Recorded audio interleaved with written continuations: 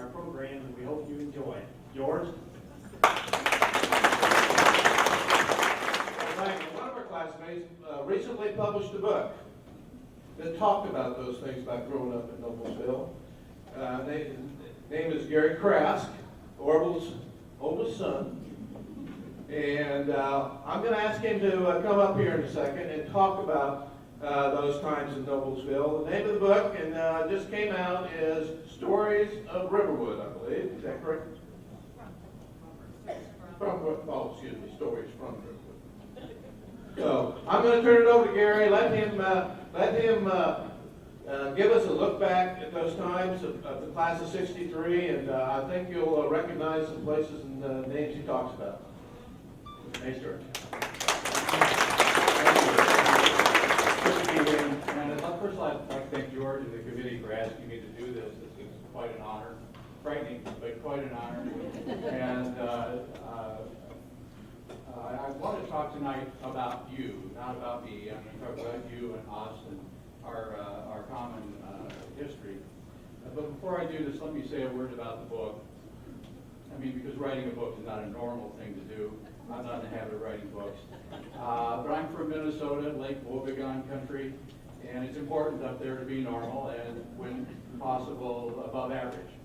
So I, if you don't listen to public radio, I I sat down to write in September of 2011, and I wasn't writing a book. I simply wanted to put some of my memories of Noblesville and Riverwood down on paper, stories I told my children as I was growing up, and I didn't want those to get away, and I wanted to preserve them for future generations of mine. That's the motivation. And as I wrote, I began to see that it began to look like a book. I had more material than I thought. So I sat and I wrote. Basically, I wrote until I ran out of Luke Kinley stories. Those of you who've read the book know what I'm talking about. I organized it like a book, and I'm a tech idiot, so my daughter had it printed in hardback, and I wrapped it up and gave it to my kids for Christmas, and a couple of friends and other family members. They read it, they liked it, they passed it around to their friends, extended family, and I started getting some positive feedback from the book. So my daughter decided we should try to publish this thing. So that's the history of the book. I didn't set out to write a book that you would buy or read. I might have written it a little differently if that had been my motivation, but the idea was to send some stories and so forth forward to future generations. And I think those of you who are inclined to do any writing ought to consider doing that. You know, Luke, you should be one who should do that. Sally's encouraging you on this. Anyway, George called me in late January, early February, and asked me if I would do this. And he said, we all have become aware of your book, and we wanted you to tell some stories from your book. And he said, I'm reading your book right now. I'm not finished with it, but I'm reading it. And I said, well, you don't have to read very far into the book to know that this is not my favorite thing to do. George says, oh, don't worry, you'll be fine. I've had to give many talks when I was in the military, and I'm always nervous, but it always works out. And he gave me a sales pitch. And at the heart of his little sales pitch seemed to be the idea that, well, you wrote a book, you obviously can write, evidently, surely you can talk. So I thought, well, we'll see. Every time I've had in my lifetime to get up in front of a group like this and give a little talk, I always think of Coach McLean, Bill McLean. Needless to say, I think Coach McLean had quite an impact on many of us in this room, anyone who played football for him, including me. And he was quite a guy. I think they only made one Bill McLean, and when they were through with him, they broke the mold, because there was really as I said, I always think of him when I have to get up and give a talk. We had a football banquet at the end of each season, and the coach would always get up and give his little talk. After the Salisbury steak and peas, he would stand up, sound familiar? He would stand up and give his little talk and recap the season, pass out awards. And one year he stood up and he said, you know, I feel somewhat like a mosquito in a nudist colony. I know what I want to say, but I just don't quite know where to begin. Coach was always very funny, so that's where I find myself right now. What I do want to talk to you about is not the stories from my book. I emailed George about a month ago and I said, George, I don't want to just recap stories from the book. I want to strike a broader theme. We're going to have a lot of people there who are not from my class. I don't want to talk about personal things. I want to talk about something that we all have in common. I want to talk about the one thing that we all have in common. The one common denominator that exists in the room is Noblesville. So I'd like to talk to you tonight about Noblesville. I was at a party shortly after college and in Indianapolis, and I didn't know anyone at this party, a couple of people. So I was sitting off in the corner talking to some young lady, and she said, where are you from? And I said, Noblesville. She scrunched up her face and looked at me and she said, Noblesville. I know several people from Noblesville. Why is it the people I know from Noblesville have this sort of air about them? They seem to think they're special. I said, I don't know, I've never heard that. I don't have any idea. Tell me who you know and maybe I can explain it to you. So I felt that was kind of rude, and I didn't know her very well. And so she'd been drinking. I thought, well, I'll just blow this off and forget about it, and I did. But off and on over the last 45 years, I thought about that many, many times. Is there something about Noblesville that is very special, that without even knowing it, we think maybe we're kind of special just because we're from Noblesville? What would that be and why would that be? So that's really what I want to talk to you about tonight. Is this a really special place? Is it different than Newcastle or Kokomo or any other town? Is there something different about Noblesville? And I'd like to take the, excuse me, I'm skipping ahead a little bit here, pardon me for that. I think those of us who have left Noblesville and don't live here anymore, I don't think we have any sort of special claim on the nostalgic feelings that we have for Noblesville, but our memories did have an ending date. You know, we moved away, and now we can only look back from that point in time. And for most of us, that was our childhood. So we had a shorter, we're not building memories like many of you who live here. We had, as you've heard tonight, Dave Cox had a foreign exchange student stay with him our senior year, Rajak Abdul. Now that was a mouthful, Rajak Abdul. We weren't used to names like that in Noblesville. We're used to little simple 3-letter names, 4-letter names. Dave, Luke, Gary, John, one-syllable names were preferable. So we affectionately called him Jack. Jack, as you know, is here tonight. And Jack was from, as you heard, from Jakarta, Indonesia. And speaking only for myself, when I was a senior in high school, I didn't know where that was exactly. I mean, I knew if you turned the globe around halfway, it was somewhere down there. But Jack lived here for less than a year, one school year. And but yet he comes back to these reunions. So I'm thinking there must be something very special about Noblesville for him to do that. Now, not only did he come back for the 50th, which is a big one, but he came back for the 40th. So this is his second time. So again, there must be something very special about Noblesville for him to do that. Now I know he always wins this award for coming the furthest, but I don't think that's the reason. You wouldn't go 15,000 miles. That would have been 15,000 miles to win that award. We have another classmate here tonight, Bill Mason. Bill is from Glendale, California. Now Bill's a classmate, but Bill didn't graduate with us. Bill left town at the end of our freshman year. He just up and announced he was leaving. Now this is strange. It was strange to us because we've never known anyone to leave Noblesville. Why would you do that? No explanation. Lots of people moved to Noblesville. We had lots of classmates do that. Gary Cox, when he was quite young.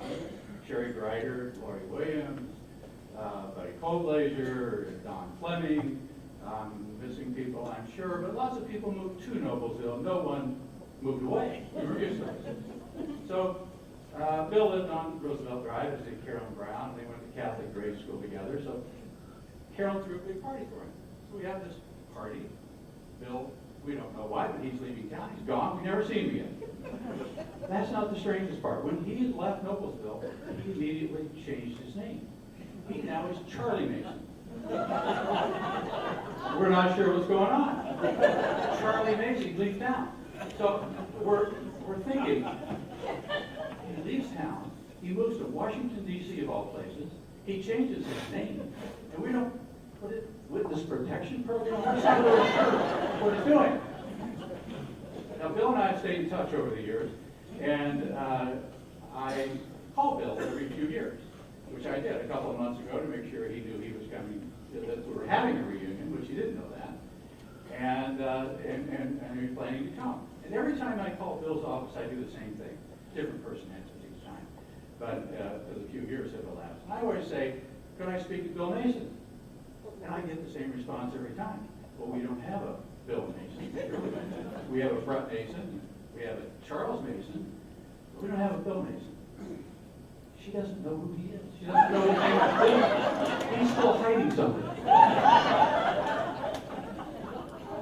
So then I always do what I do. I say, look, just tell Charles Mason that an old high school friend is on the phone and wants to speak to Bill. So, I don't know if Bill's an intimidating employer. I really don't know what kind of operation he runs. But she didn't want to do that. She said, fine. She said, well, okay. And so, evidently she told Bill that. He picks up the phone and he says, Gary Crask. And I said, how you doing, Bill? So we have this little ritual that we go through. Now, Bill works in an office, financial planner, insurance guy, and Bill has pictures in his office. That's not too unusual. I mean, if you work in an office, you're likely to have pictures. Pictures of things that you've done, important things to you.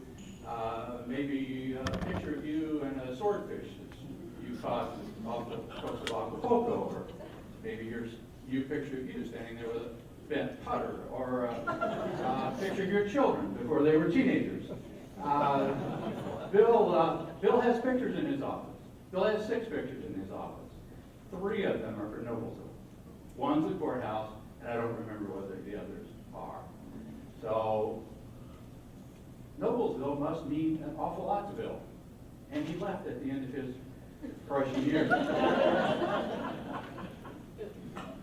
Now, as if that isn't bad enough, Bill owns the office building that he offices in. And when he bought the building, he created a separate company to own the building. That's also not unusual. I have people do that all the time. But Bill named this company Noblesville West, LLC. So maybe this young lady was right. Rajak Abdul comes 15,000 miles to visit Noblesville. Bill, named his company Noblesville West and has pictures of Noblesville. He left when he was 14 years old. So maybe she was right. Maybe this is a very special place and does have some sort of an effect on us that we're really not aware of. Now, if you see Bill later, be nice to him. Part of the reason he's here tonight is therapy.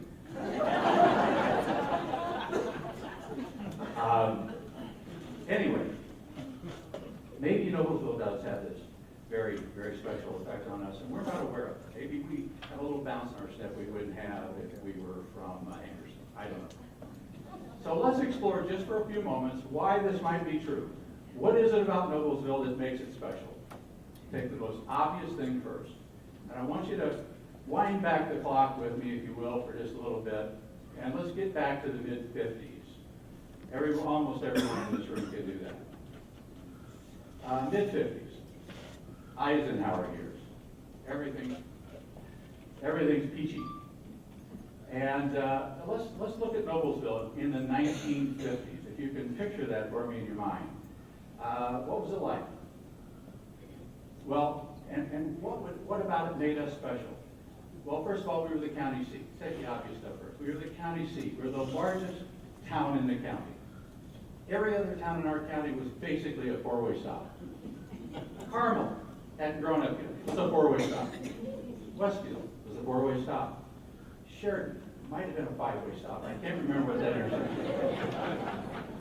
was. Fishers, you didn't even have to stop. You just kept driving. Walnut Grove. If you missed that sign to make that left-hand turn, you'd end up in Elwood or someplace. I mean, we were the only place in the county that anything of any consequence happened. We were close enough to Indianapolis to sort of borrow some prestige. You know, it's kind of cool to be close to Indianapolis and be able to go there when you wanted to. But it was further away then. Obviously, they didn't move it, but it was harder to get to. It was a long, windy drive down Highway 37, now Allisonville Road, and there was no Glendale at that point until the mid-50s. So if you were going to go shopping, LS Airs or Blocks, you were going all the way to the Circle. That was quite a hike. And we were separated from Indianapolis by a bunch of farms. One of those farms was Conner Prairie. That's pretty cool. Noblesville, Conner Prairie Farm, William Conner, first settler. You know, I don't think they can say that in other towns. I mean, certainly some of the Hamilton County towns. So, but we were self-contained. We had absolutely everything because we weren't going to be running to Indianapolis like everyone does today, or to Castleton. It didn't exist. And so we were self-contained, and everyone in the county, pretend you're from Sheridan now, as I tell some of these stories, everyone in the county had to come here to do anything. You had to come here to be born. We had the only hospital. That happened to you? It looks successful, just look at it. You had to come here to be born in the old hospital. Remember the old hospital by the Diana Theater, the three, four-story brick building where we were, most of us, born. You had to come here to get married, get a marriage license. Go to the courthouse to get a marriage license. If you were from another town, you came to Noblesville to get that. As I recall, they were $6, so I got 2. They were cheap. That wasn't the cheap part.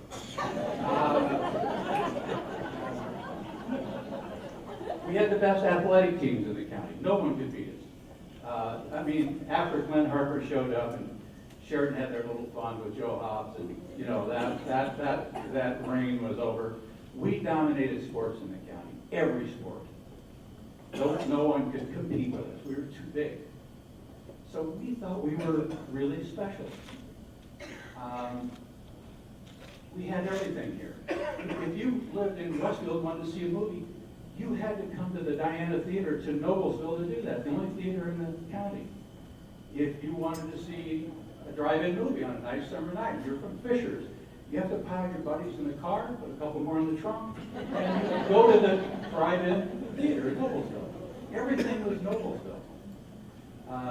If you were a farmer, anywhere in Hamilton County, on a Wednesday, you came to Noblesville to the sale barn. They had their big sale on Wednesday, buy and sell a cow or a pig. Part of this ritual was gathering on the south side of the square. You remember a bunch of farmers sitting on the south side of the square on that little wall that goes around the courthouse. They never gathered on the west side. They never gathered on the north side. Always the south side. I'm sure they knew the sun was, you know, a certain angle and farmers. And they talked about the price of corn or whatever they talked about. But they came to Noblesville, nowhere else. We had the 4-H grounds. Maybe the coolest thing we had, though, was Forest Park. There's not another park, I don't think, anywhere in the United States, especially for a town this size, that rivals Forest Park. It had everything. It had a great swimming pool, a kiddie pool, and then, so we start there with your mom, and the next thing you know, you're in the 4-foot section, and you're taking swimming lessons, and then you work your way down to the 10-foot section, and then there's the 2 diving boards, but a great pool. I don't think there was another pool in the county, not that I'm aware of. Right across the street was a great baseball diamond with a covered pavilion. There was a concession stand. penny arcade, a place to shoot baskets and win some prizes. There was a miniature golf course. There were several horseshoe courts, where I think the minimum age was like 82 to play. My dad and my grandfather were horseshoe players. At least a half a dozen horseshoe courts. 2 tennis courts. Eventually there was some trampolines there. Covered pavilions, picnic tables and grills everywhere. And an inn where big companies from Indianapolis, like Stokely Van Camp, came and had their summer picnics. And maybe the most important thing was that great 9-hole golf course that we all learned how to play golf. Some better than others. So Forest Park was an incredible amenity to a town this size that I don't think is rivaled anywhere in the country. And maybe even to this day, a town of any size. So Noblesville was this incredibly, this place that I just think that we all somewhat took for granted, but I think maybe without knowing it, we maybe thought we were special too. We're from a special place. A couple other things.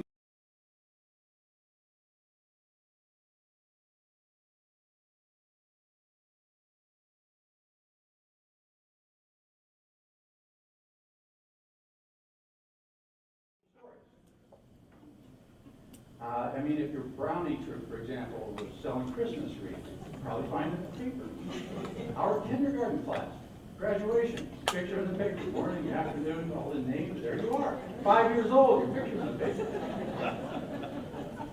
If you made the honor roll, they put your picture in the picture, the names in the paper, starting with all the straight A's, down to all the B's, starting with Lisa Parsons, Greg Gerald. We had our class picture taken last night, and I found myself standing right behind Lisa Parsons in this picture. I said to somebody beside me, this is as close as I'm ever going to get to straight A's.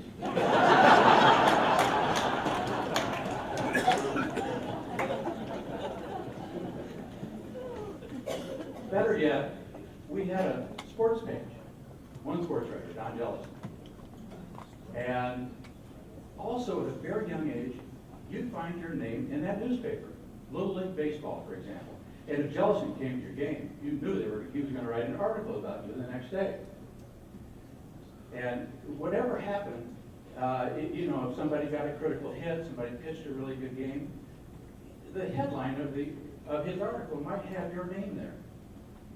At 9 years old, if you were one of the top hitters, you had that listed in the paper, had the team rankings. So at a very, very young age, we were able to see our name all over the newspaper frequently. Between junior and senior year, I'll tell this one personal story. Between junior and senior year, Jim Lyon and I played in the finals of a junior tennis tournament. Tennis tournament. Jim won. And the next day, of course, there's an article in the Noblesville Daily Ledger that Jellison wrote, and the article in the headline said, Jim Lyon wins juniors tennis tournament, Gary Crask places second. And the scores and all the information about the stats and so forth. What Jellison didn't put in there, Jim and I were the only two in that tournament.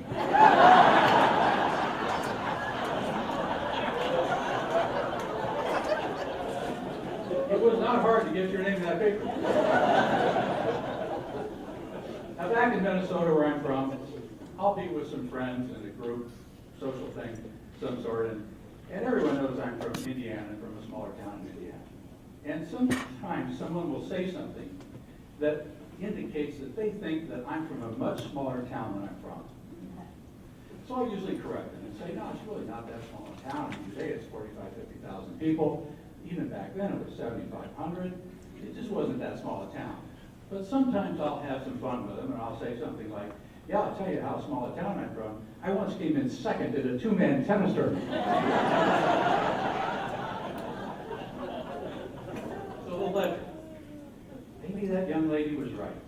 Maybe we subliminally picked up on all this and didn't really realize it. Maybe we do think we're just a little bit special because we're from Noblesville. One more thing, and I apologize to the larger group here, but this only applies to the class of 1963. Back in that day, if you owned a business, you put your name on that business. So above the front door, your name goes there. I worked at Vaughn's clothing store, for example. There was a guy in there named Vaughn. There was even a guy named Sid in those days.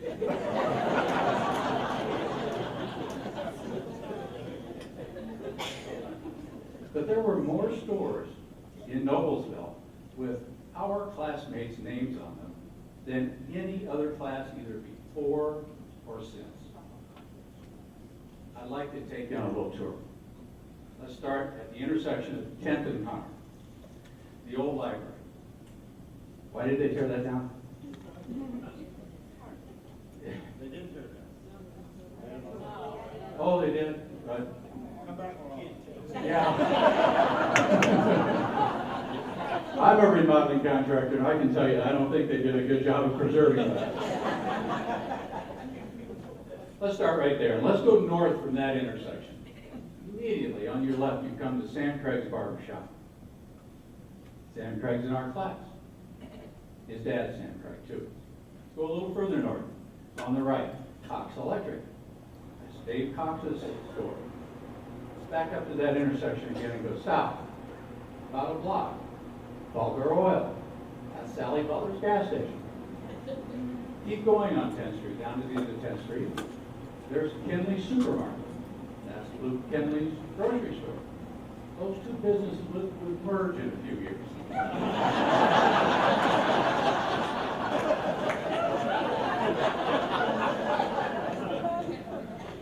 Continuing south on the left, Beeman's Heating and Cooling. Larry Beeman's store. Or maybe just Beeman's Heating, I don't know. There was cooling back then. We didn't have any, we had fans. Backing up a little bit, I needed to skip a couple things to make that merger thing work. Back to Cherry and 10th. Dr. Kraft's office. That's John Kraft's dad. Dr. Kraft brought many of us into the world. Hannibal and 10th, another block. Turn left, go a couple blocks. That was where Second Word was. Today it's a gazebo. It's a school then. Turn left, couple blocks, Cowden's Grocery. That's Jerry Cowden's store. Skip over another block to Division Street and head east toward Firestone, Crask Grocery. That's my aunt and uncle's store. Sandy Price's classmate, that was her store. Back out 10th Street. Head south to the Tasty Freeze. Anybody remember the Tasty Freeze?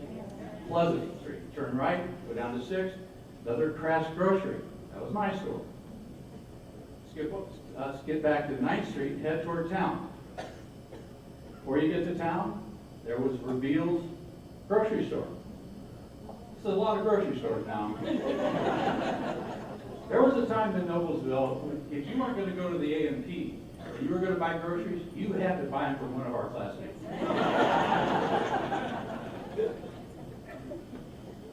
Downtown, on the north side of the square, across from the courthouse. Scott Plumbing. That's Kathy Scott's plumbing company. Kathy's still a plumber to this day.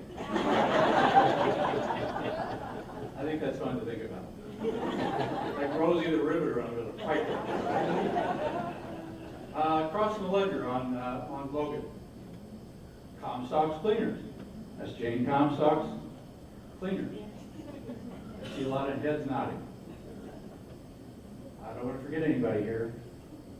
If you're downtown Noblesville and the noon whistle blows, does that still blow? Does it? The noon whistle blows and it's time for lunch. You're going to head down toward the Diana Theater and on the left, Beanie's Cafeteria. That's Tom Paskin's restaurant. I probably missed one or two. But that's more than a dozen. That's 13 or 14 businesses with our classmates' names on the building. So from a very young age,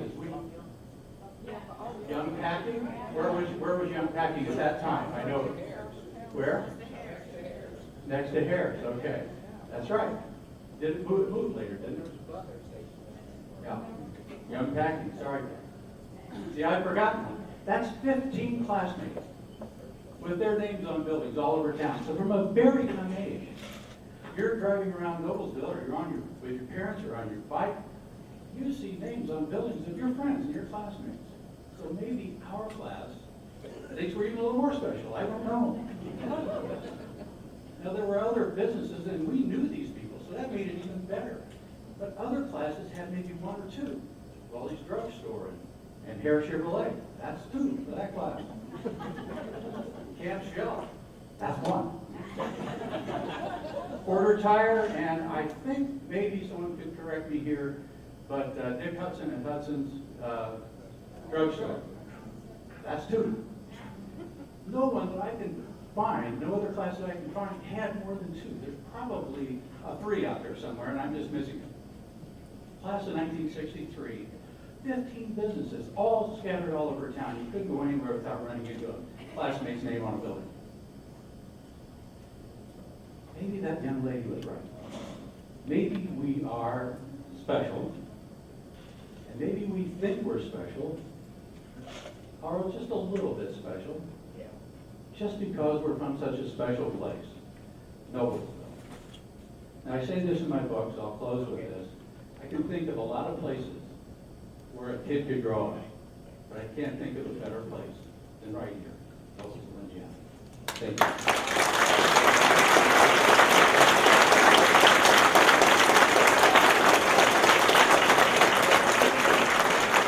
Well, folks, again, Gary, thanks very much. Those were great memories for our class, and I hope all of our alumni and our members of the town of Noblesville were able to enjoy Gary's